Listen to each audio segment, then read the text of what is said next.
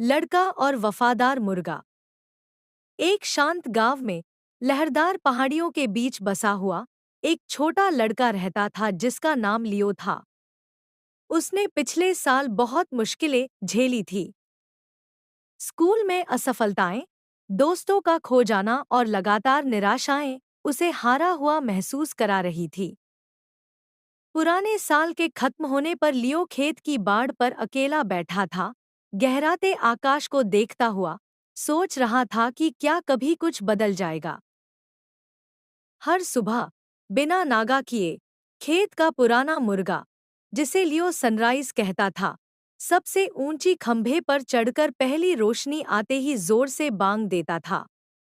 कुकड़ू कून, उसकी आवाज साफ और मजबूत गूंजती, भले ही रात कितनी भी तूफानी रही हो, वह नई सुबह की घोषणा करता। नए साल की पूर्व संध्या पर लियो सो नहीं पाया। वह आधी रात से ठीक पहले खलिहान में चला गया। दुनिया शांत थी, ठंड से ढकी हुई। उसके मन में शंकाएं भरी थी। क्या फायदा? कल भी कल जैसा ही होगा। फिर जैसे ही घड़ी ने 12 बजाए और नया साल शुरू हुआ, क्षितिज पर पहली हल्की चमक दिखी। सनराइज ने पंख फड़फड़ाए, गर्दन फैलाई और विजयी बांग दी, कुकड़ू कून। यह आवाज ठंडी हवा को चीरती हुई खेत के जानवरों को जगाती और मैदानों में गूंजती। लियो आश्चर्य से देखता रहा जैसे सूरज धीरे धीरे ऊपर उठा, आकाश को सोने और गुलाबी रंग से रंगता हुआ।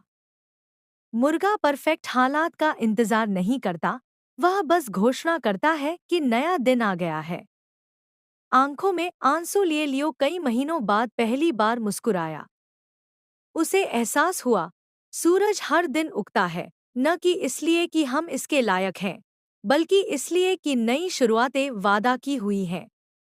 मुर्गे की तरह हमें हर सुबह साहस से स्वागत करना चाहिए, अपनी नई शुरुआत की घोषणा करनी चाहिए और रोशनी को अंदर आने देना चाहिए।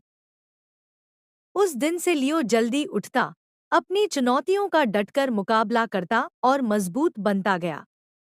उसने सीखा कि रात कितनी भी अंधेरी हो, सुबह हमेशा आती है, अगर हम उसकी बांग देने को तैयार हों।